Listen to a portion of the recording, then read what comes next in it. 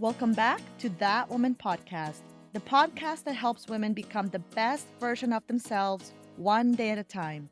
I'm Vanessa, your host, and I will be taking you on this brand new adventure as we begin the first episode of the Renew and Rise series. I can't even begin to tell you guys how incredibly excited, pumped, and fired up I feel to begin this series with you all. This series is for women who are ready to grow, step into their God given identity, and stop waiting for the perfect time to finally change.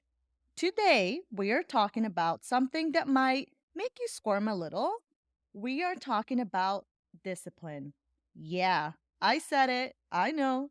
It's not fun. It's not a feel good word we like to throw around, but discipline is the key to everything you're praying for. Motivation is fleeting, feelings, they change all the time. But discipline, that's the bridge between where you are now and where God is calling you to be. So, drum roll please. Let's dive on into the first episode of Renew and Rise. So, let's be honest and ask ourselves, how many times have we started something?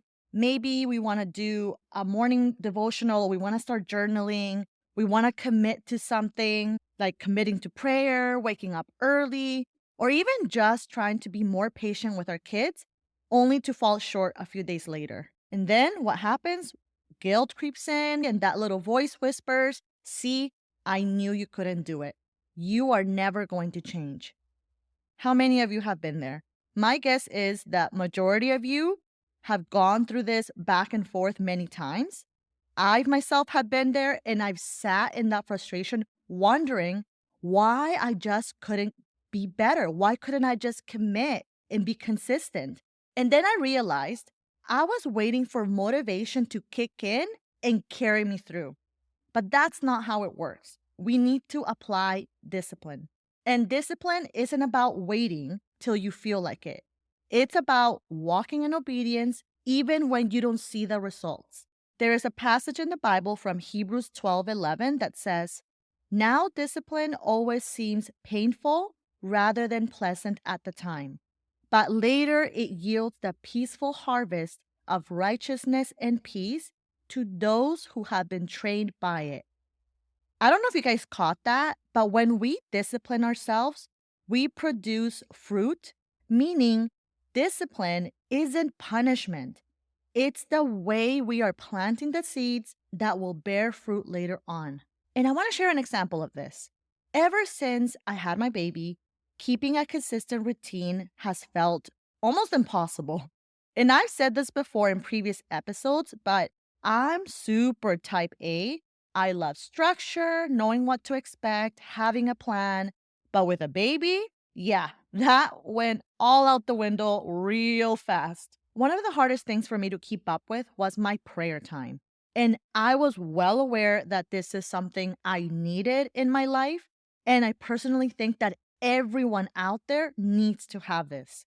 But life is just so chaotic at times, especially at the beginning if you have a newborn baby. The exhaustion, the feedings, or maybe you have other kids and you have to be driving them around to school. For myself, I have an older daughter that works, so I have to, pick her up from work or drop her off at work. Both my girls have cheerleading, and it's just always feeling like it's never ending. And I could never find a single moment to myself. By the time nighttime rolled around, I was completely drained. My brain was fried. My body was exhausted. And all I wanted to do was sleep. And I would tell myself, oh, I'm just going to, I'll pray later. But later turned into tomorrow. Tomorrow turned into next week.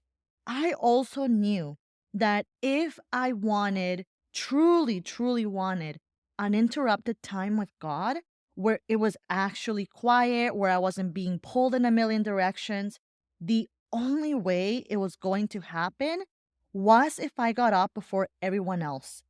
That had to be my time. So, what I did is I started setting my alarm an hour earlier. And let me tell you, at first, It was rough, guys.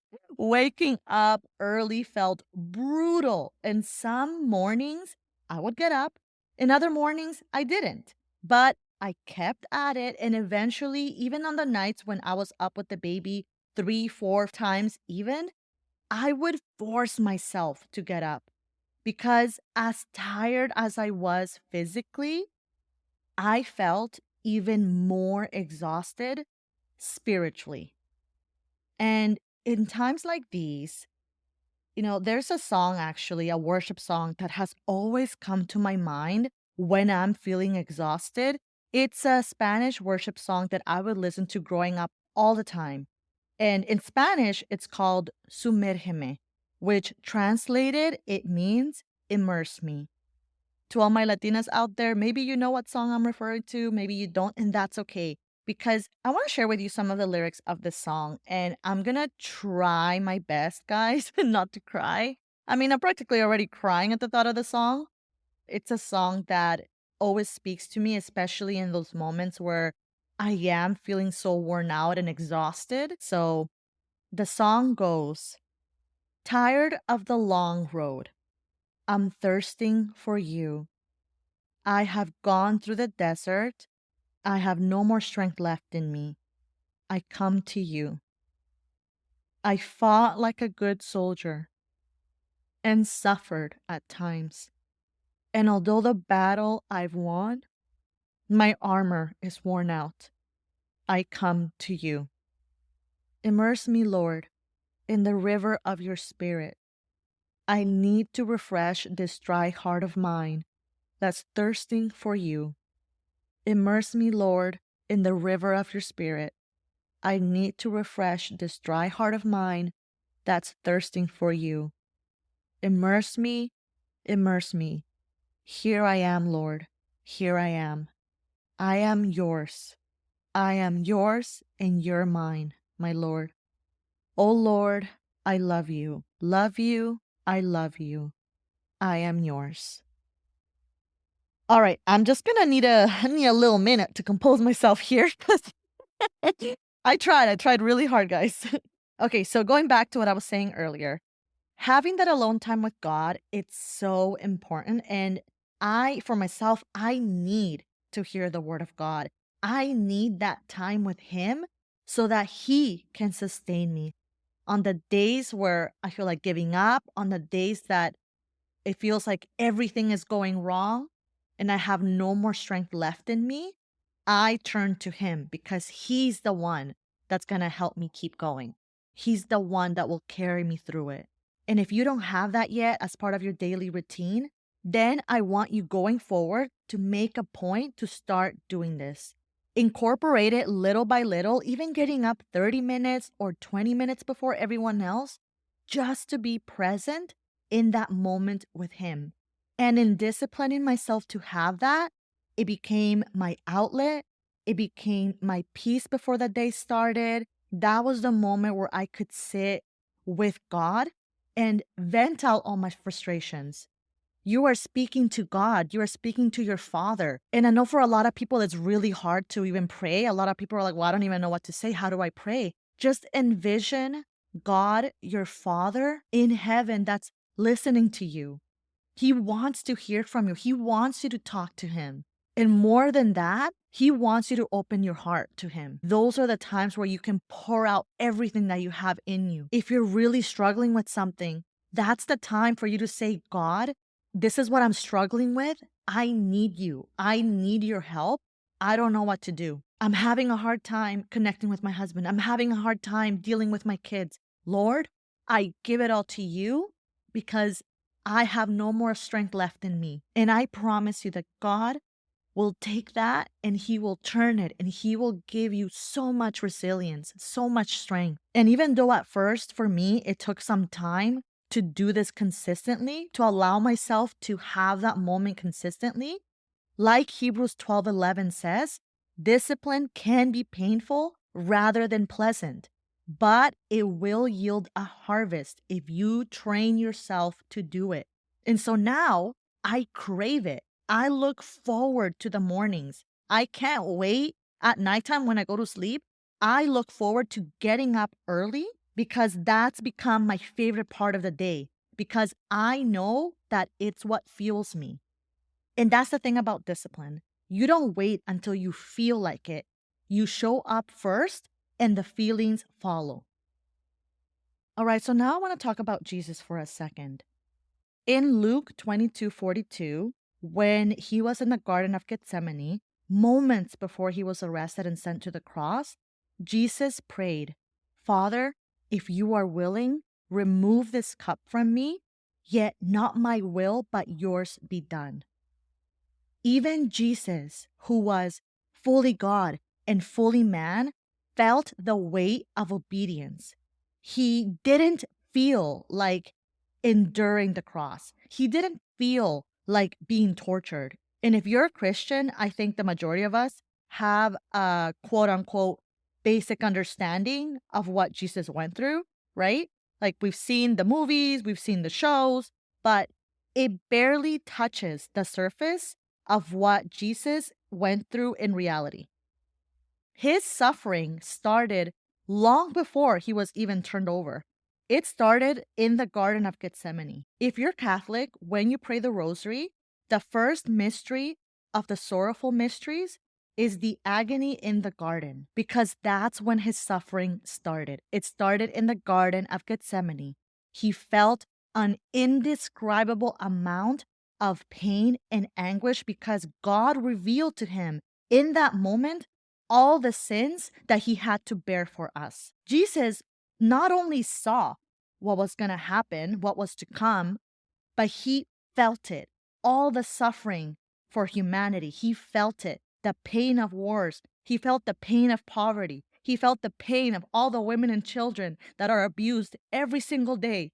He felt the pain of injustice. He knows the pain of desperation and anxiety that we feel. He experienced all of that in one moment.